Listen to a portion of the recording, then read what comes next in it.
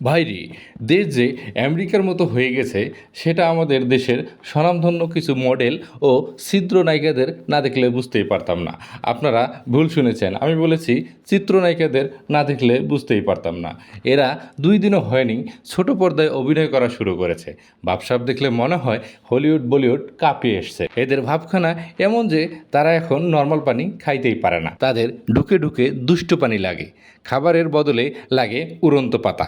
এই যে সম্প্রতি দুষ্ট জিনিস কেনার সঙ্গে জড়িত থাকার প্রমাণ মিলেছে আমাদের দেশের ছবিজ অঙ্গনের জনপ্রিয় মুখ সাফা কবির, মুমতাহিনা চৌধুরী টয়া, তানজিন তিশা এবং সঙ্গীত শিল্পী সুনিধির নায়কের এসব দুষ্টু জিনিসের সাথে সম্পৃক্ততার অভিযোগে গ্রেফতার এক শিক্ষার্থীর ফোন থেকে মিলেছে দুষ্টু জিনিসের সঙ্গে তারকাদের সংযোগ থাকার প্রমাণ।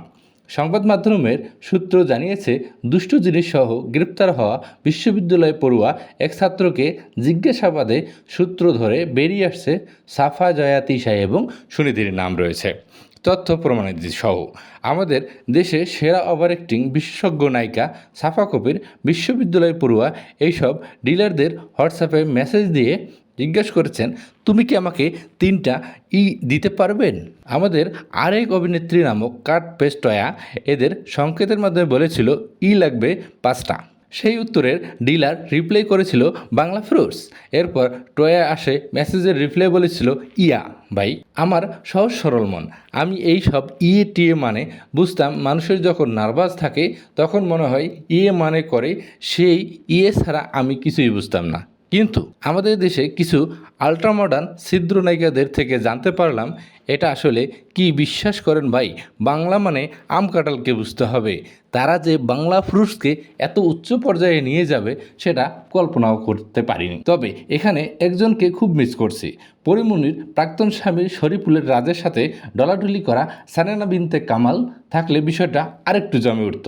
কারণ এর আগে সে শরীফুল রাজের সাথে লিফটে 19-20 মার্কা কথা বলে ভাইরাল হয়েছিল। নাটকের জগতে আরেক প্রাক্তন ক্রাশ তানজিন তিশার ভাই, কোনো অশ্লীল কাজকাম হলে তার নামটা সেখানে ইদানিং বেশি থাকে। সে কি এখন নাটকের চেয়ে এ ধরনের আলতু ফালতু কাজে বেশি করে বেড়ায়, নাকি 2 দিন পর পর শোনা যায় প্রেমিকের জন্য নাকি উল্টাপাল্টা জিনিস খেয়ে ওপারে চলে যেতে চায়? কিন্তু এখন বুঝলাম আসলে এসব কিছুই না, মাঝে মাঝে হয়তো একটু ডোজ বেশি পড়ে যায়। আর আর কি আর টয়ার আর কি, আর টয়ার কথা কি বলবো ভাই, সে তো অনেক পুরনো খেলোয়াড়, সে অলরেডি বলে ফেলেছে সে ওই বিশ্ববিদ্যালয় পড়ুয়া ছেলেকে চেনেই না। এই জন্য মনে হয় আমাদের জনপ্রিয় শিল্পী জুনায়েদ ইভান ভাই এক গানের মাধ্যমে বলেছিলেন, নেশা কেটে গেলে তুমি কেটে যাবে।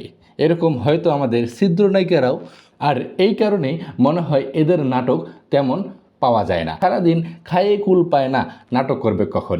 তাই দেশে ছোট পর্দার নায়িকাদের আসলে জন্ম হওয়ার কথা ছিল ইউরোপে, কিন্তু ভুলবশত হয়তো তাদের জন্ম হয়ে গেছে বাংলাদেশে। আর এই জন্যই তারা ইউরোপ আমেরিকার মতো কাজকর্ম করে বেড়ায়।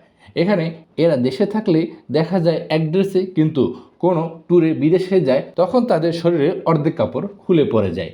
বিদেশে যাওয়ার সাথে সাথে কাপড় খুলে যাওয়ার কারণটা কি ভাই, আমি আজও বুঝলাম না। যাই হোক, বিশ্ববিদ্যালয়ের ছেলেরা টিউশনে না করে যখন এসব জিনিস সেল দিয়ে বেড়ায় তাহলে আর কি থাকে ভাই? বিশ্ববিদ্যালয় ছিল পড়াশোনার জায়গা, কিন্তু তারা এটাকে বানিয়ে ফেলেছে প্রেম ভালোবাসা আর দুষ্ট জিনিসের জায়গা।